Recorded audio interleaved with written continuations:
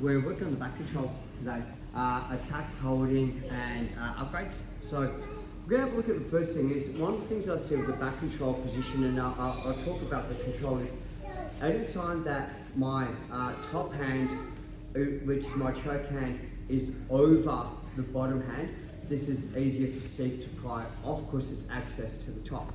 Anytime that my choke hand is protected by my bottom hand, it's harder. It's just a little bit of a detail. So whenever we get the back control, is I always kind of want to go like the seatbelt, I open up the clasp, the seatbelt goes in, and I lock it in. A really easy way to remember. It's not the opposite way. Okay. Number two is anytime that my seatbelt grip or the locking mechanic is in front of Steve, the gap between my elbows is wide and allows Steve to move left, right, up and down. Secondly, for him to attack the grips, it's right in front of him, which makes it really, he's more, got more power and more leverage here. So one of the things I want to do is I want to make sure that my seatbelt grip goes kind of closer to the armpit. This will mean that by default, I'm putting him onto the back control and that the elbow mechanics is shorter, the window is shorter because it's not around his body. So I'm kind of like cutting from the shoulder to the hip and I pull it in nice and tight. Secondly, and this is one of the things that I see people start to do that they misunderstand, is that when we're in this position here, this is a choke hand, so this is the armbar arm, this is a choke hand. They both have dynamic drops. So the time that Steve starts to pry away from my choke hand, I simply get a grip onto the collar. And the second thing is my elbow goes backwards so it's nice and tight. So we start with this. First of all is I put the locking mechanic in, so I'm protecting the choke hand, and I pull the mechanic in from here. Once Steve starts to attack it, I simply go fingers in and pull the choke hand down. And what I'm trying to do from here is I try and make sure that I'm not going here where I'm almost pulling him out of back control. I'm taking the space away, so I'm pulling him in. He's still gonna have control of his hand, that's fine, but I want this mechanic to start with. Okay, 1, 2, 3. This game is really important that the choker mechanics put into the pocket and I'm nice and tight from here. Okay. Secondly, is what I want to do, this sounds weird, is I now want to extend my partner, I'm putting it back onto me. I don't want to reach you forward to get access to my feet. It's not the end of the world, but this is better when they're here. And it's not so good when, but like right now, there's no weight on my partner. Like he can get my feet, but he's not carrying my weight. And as I'm trying to hold him in position, where if I kind of go seatbelt grip and hold him, now for him to lean forward, he has to engage his core, which is quite difficult to do. Now, this is the hardest part about the entire move. I get my grip from here. I'm going to fall onto my left side, but I'm going to try and make my shoulder, not my back, hit the ground.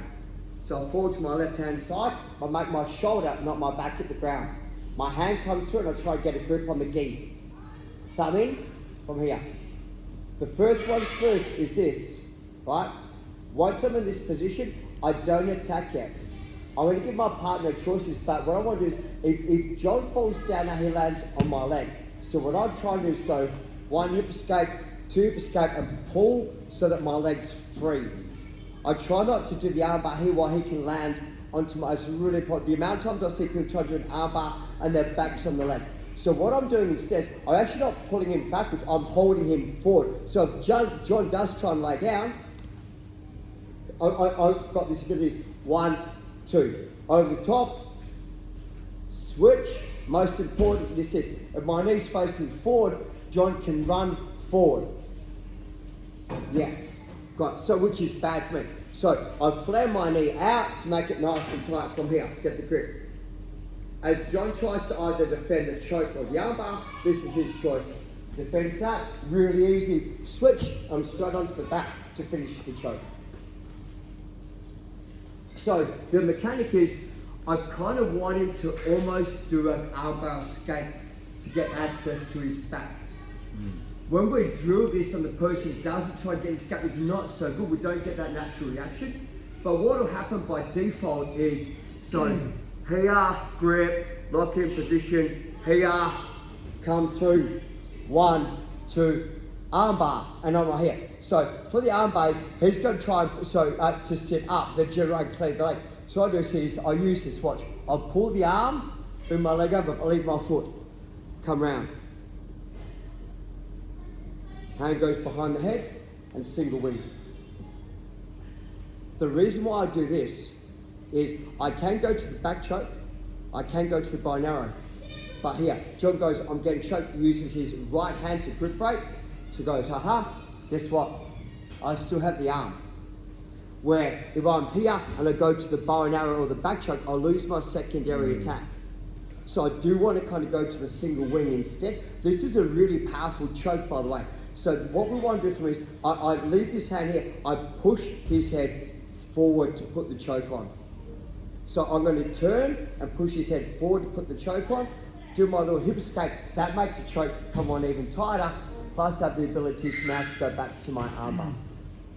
So as far as it goes, it's a really good mechanic. I'm not losing control of the armbar. I have control of the armbar, I have the choke. And it's quite difficult for my partner to kind of work out which way to survive. Thank you. Okay. Ian, come in. This is one of the things that when I first started doing this, it's anti what I just taught. And it's not right or wrong, it's just an alternative. And what will happen is I've got my head into the good position. So a lot of the time that the mechanic is that I'm pushing down, but the downfall is I'm pushing my partner away from me, like I'm pushing her chest and her shoulders away from me. So what we started to play with instead was I grip up over my tricep, I grip my tricep and I start to squeeze. So we're going to get a really nice head arm choke from here instead. It's a really beautiful mechanic, but I have to have my head in this, I have to have my head here. It doesn't work if my head's not here. So a lot of time we have the seatbelt grip, and what I'm going to do for me is as my partner starts to parry that hand, I just bring my hand over and I grab super high, grab my elbows, squeeze. So it's a really nice choke. If I'm struggling to finish my partner with a choke from here, I always put my partner's head on the ground with my head on top so I can squeeze. So what I'm trying to do for me is think about this way, is just we're here, and now as I squeeze in, the choke comes on. The beautiful thing about it is if Amanda does try to move out of here, really mechanic to me, and I can transition to the traditional head arm choke and all that as well. So what I've found in Japan, yeah, I'm sorry, I'm actually trying to be really nice to you. I've got really bony arms. So one of the things I found was I'd almost kind of go, hey, and everyone goes to choke, and they'd grab it, and I'd go, ha ha, ha ha. And if they keep, there's a wrist lock in here, so if they keep that, I can almost like wrist lock it as well. So nice and deep, squeeze in, push my head in. And what I'm doing is I'm pulling my arms down towards her belt line to get the choke on. I'm not pulling backwards. So I try and squish everything in, nice and tight, drive my head and squeeze. So it's just one of those ones like, even if I don't get it, I know it's on, I know it's tight. When I first started teaching this, I taught this in America actually, no, again, we called it the koala bear. So a lot of the Americans at Dry Styles hadn't seen this, so this is something that this is like a long while ago. So when I started to do it, it's called the koala bear, and like we were kind of playing around with that stupid bald-headed Australians choking everyone from back control. So this was it. Cool. Okay. Thank you. 1, 2, 3. This is a bad grip for me. So first things first, I disengage and I pull my partner back. I come over, and now start to get my grip in. Side, there you go. Now I'm off the side and I can get the choke. Hang on. Oh. No, it's one take. Sorry. One take, clean take. One take. Place the choke hand in position before he falls on it. Disengage. Here. Off. Place the choke hand in position. Right. Grip. Head goes in, squeeze. If I'm having trouble, hook, slide up, and now squeeze. So this mechanic as well. Do you hit it with no gi much? Yes. Yeah. Okay. Loki, come here. That was straight, by the way. Loki's a mount. It's one of the most common problems and most common things I see happen in Jiu-Jitsu, and people choose to fight instead of move. People choose to fight instead of move. And the way that I move, the way that I'm moving will benefit my opponent, but I don't know, but I'm not doing anything wrong, I'm moving the correct way. Loki sets up the armbar, Boom. I'm going to get armbar, I defend, he goes to the armbar. Steps over, switches, armbar from here. And my most common defense is I sit up. So, as I sit up, Blokey arm drags my arm to the hip. Comes over, and back control.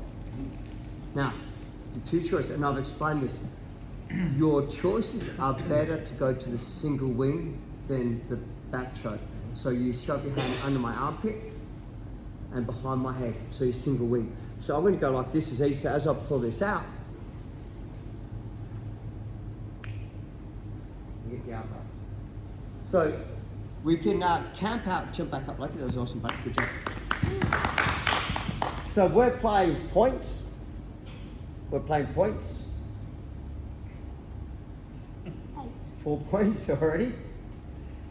Boom. Armbar, switches, hits the armbar. Boom. Okay. So it instantly is I'm going to sit up on the armbar, drags, hooks. 1, 2, 3, 4 more points for back control. Under. Right. Advantage for attempted submission. Switches.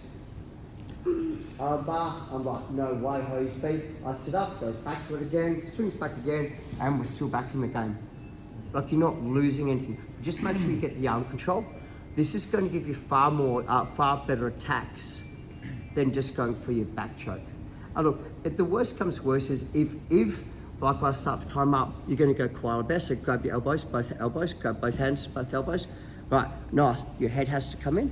Now, I'm on the wrong side. That's okay. So squeeze your knees to the ceiling and turn your knees away. So turn your knees, head in position, and now just start squeezing. No, keep your head arm choke. Because you're allowed to do that. No, you're not. Okay. Elbow, grab your elbows, grab both your elbows together. Head in, and now just start squeezing that one up into your back. Squeeze, squeeze, squeeze. Good job. Okay, so thank you, buddy. What we'll do now is we're just going to have a little bit of a play starting from the mount position. We'll go to the mount, get the armbar, and from the armbar, the person that's getting armbar is going to defend it.